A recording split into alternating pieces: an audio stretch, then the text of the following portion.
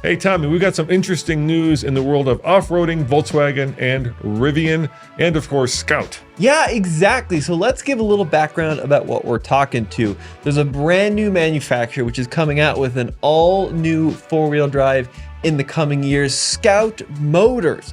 Now, you probably remember the old International Scout, the Scout 80, the 800, the Scout 2s. These were legendary four-wheel drives in the 60s, the 70s, and the very start of the 80s, and then International ended up killing that Scout brand. However, in May of 2022, Volkswagen announced that Scout Motors is back underneath the Volkswagen umbrella.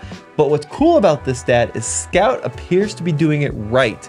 Their tagline is all-purpose, all-electric, all-American, brand new vehicle, they say, with an all-new vehicle architecture assembled here in the USA in South Carolina. All right, but what's the news? We know all that. So that's what we know.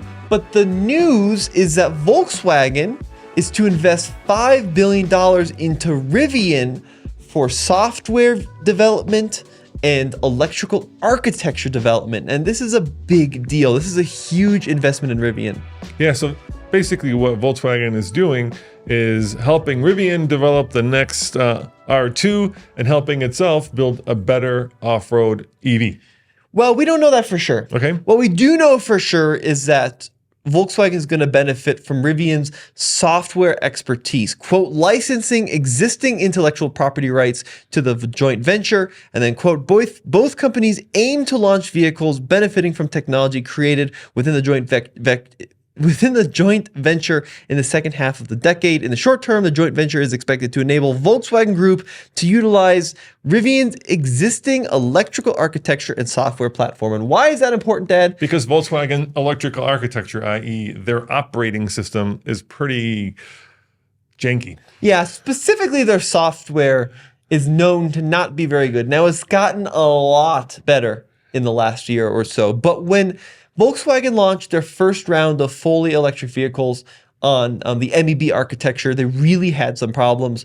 ID3 was super delayed in launch in Europe, and then Volkswagen has allegedly let some high-ranking executives go over the whole debacle because ID4 software was so bad when it first launched. It's just been kind of a mess. So Volkswagen utilizing Rivian software is a great thing. Now, initially, Volkswagen is going to invest $1 billion and another $4 billion in the coming years into Rivian. And I think that helps both companies up. I think it's a smart partnership, smart investment on the part of VW. Let the guys who know how to build electric vehicles and electric architecture do what they do, and then share that technology. Now, is this going to, help Scout? What do you think? I think it very well could. Okay. So Scout is still fairly early in their development. Now, we know that according to the website, they have their first vehicle launch coming at the end of this summer, 2024.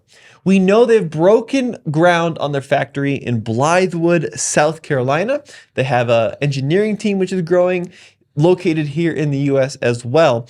But starting a vehicle from scratch is a big, big deal. And what's interesting is even though Scout falls within the Volkswagen umbrella, Scout is claiming that their vehicle is not riding on an existing architecture that Volkswagen, Porsche, Audi has, that it's going to be an all-new system. And if they're able to utilize some of that EV expertise that Rivian has in this vehicle, that could be pretty cool. Yeah, and of course, it's also going to help out Rivian because, as we know, we've seen the new Rivians that are coming down the pike, specifically the R2, which this should help actually get launched because I kind of feel like when Rivian, and this was a few months ago, unveiled the newest crop of Rivians that are coming, it was kind of a Hail Mary pass, right? Because they are burning through cash like crazy. They just, launched the next generation of their R1T and R1S. And now I think it's time for them to actually build something that is A, profitable, and B, cheaper, than $80,000 trucks or SUVs. Right, and R2 is supposed to be kind of like mini R1, and then R3, which they teased as well, is totally different and almost looks like a 1980s hot hatch. So I think that this is a great move, especially for Rivian, having that huge investment in getting stuff out the door, getting the production lines up to speed, and allowing that company to stay in business because their first round of vehicles was fantastic, but now comes the hard work of actually maintaining a consistent production line and making money. Now, the question I'm asking myself, Tommy, is, is this a Jeep killer? Maybe that's a little bit out there, but let's face it, Jeep has an electric vehicle in Europe called the Avenger. And, the reviews I've seen and read say that they did a really good job with it. Now, it is not all-wheel drive, so it's basically using the Jeep name to leverage sales. But I think in America, obviously, you were just at the launch of the new what were you at the launch of? Wagoneer S. That's right, the Wagoneer S, which is all electric. But Jeep has promised that there will be a more, let's call it, affordable electric off-roader coming. And, this seems to be right in the wheelhouse where Rivian is going and where Scout is going as well. So what we do know in a recent earnings call, that Jeep has talked a lot about a ton of new products coming in the future, gas, hybrid, and electric. Specifically, they were teasing a $25,000 Renegade replacement that's fully electric. And we also know that probably their next big launch is going to be the Recon, which is a fully electric kind of Wrangler sister slash brother slash sibling. How about esque? Wrangler-esque. Yeah, so we're talking open top, true four-wheel drive, but all electric Wrangler-esque vehicle. Now, this seems to be right in line with what Scout is doing. We've seen some kind of tease drawings that Scout is working on, right? Nothing official, but it seems to be kind of that same high-riding, retro-inspired, old-school four-wheel drive. Now, before you guys comment, I hate electric off-roaders. I hate electric cars. They suck, which is, I'm sure, the second comment that this video is going to get. I would say, to each his own. In other words, the right tool for the right job. So if you want, an electric off-roader, this gives you more choice. And if you want a Wrangler or a Bronco or a G-Wagon, you still have those choices. And to me, Tommy, more choice is always better for the consumer because it means prices get lower and lower and lower. Now, when it comes to the Scout, right? Yes. They are launching with an EV. They're calling it, an all-American, all-electric brand. I think they would have been smarter launching with a gasoline vehicle. And I think that where we are at in the world right now and where some of the tides have shifted lately, it seems that there still is a lot of excitement and a lot of emphasis that the consumers are putting on traditional internal combustion vehicles. And especially in the off-road space, if that were to enable the price to come down a lot, that's really what I would like to have seen from Scout. Yeah, I don't know if I agree with that. I mean, all the EV haters are out there saying that we rushed into EV production and that people aren't ready for it and the government is shoving it down their throats. And, that people want hybrids, which is true, and that maybe plug-in hybrids are also the next step. So obviously the idea is you go from pure internal combustion to hybrid to electric, plug-in hybrid to complete electric vehicle. But you know what? Tesla's been building cars now for 2009, so it's almost 15 years. I'm not sure we're rushing into anything. I'm not sure that this moment in time isn't just a blip in the ongoing process of switching over to electrification. I'm not saying that because of any environmental reasons, because I don't want to get into the politics of it. But I have to say, Tommy, that if you like driving cars just for transportation, electric vehicles are just much easier to live with. There's no repair costs, there's no maintenance, they're cheaper to run, and they tend not to break, and the batteries tend not to denigrate as much as people think they do because they think that the battery in electric cars is like the battery in your phone. And of course, that's good for about 2 years. And electric car studies have shown that you may end up with 10% over 10 years of loss in battery power. So it's not such a huge deal. And I got to tell you, especially for people who hate going to gas stations like my wife, having your house as the gas station is a complete game changer. So if you were to graph the adoption of electric vehicles, and we started something like a 4% and we went to 6% in overall sales.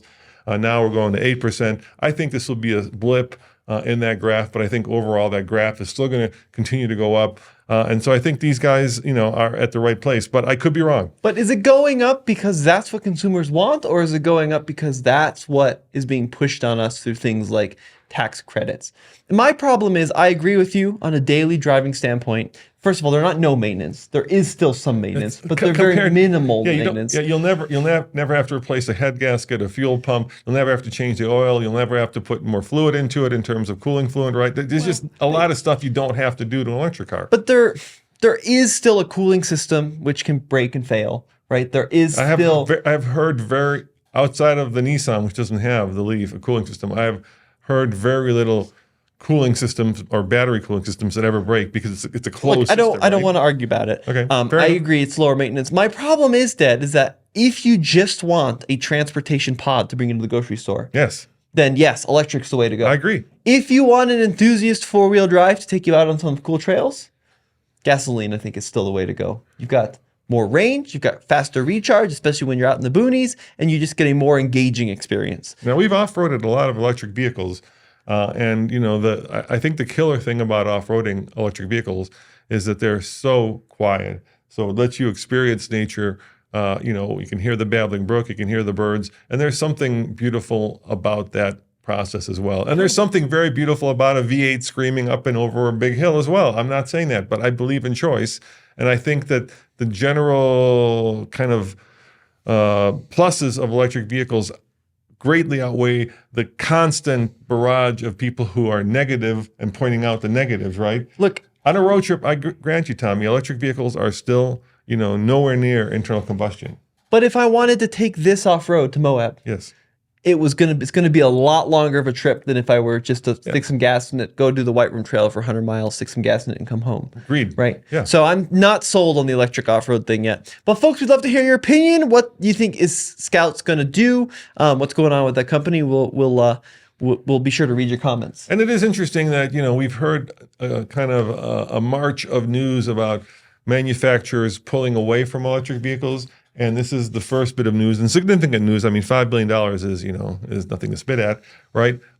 Where manufacturers are forging ahead with electrification. All right, we'll see you next time, folks. Check out alltfl.com and be sure to check out our newly revamped Patreon page linked below if you want early access, exclusive behind-the-scenes coverage, the ability to talk to us directly. That's really cool. We've got a new push toward Patreon, which you can check out below. We are wrapping, do you know that? We are wrapping the Cybertruck. As we speak, it's being wrapped right now, and our patrons are going to get an early glimpse of what we're doing with it. Yep, so be sure to check that out, folks. Thanks. Ciao.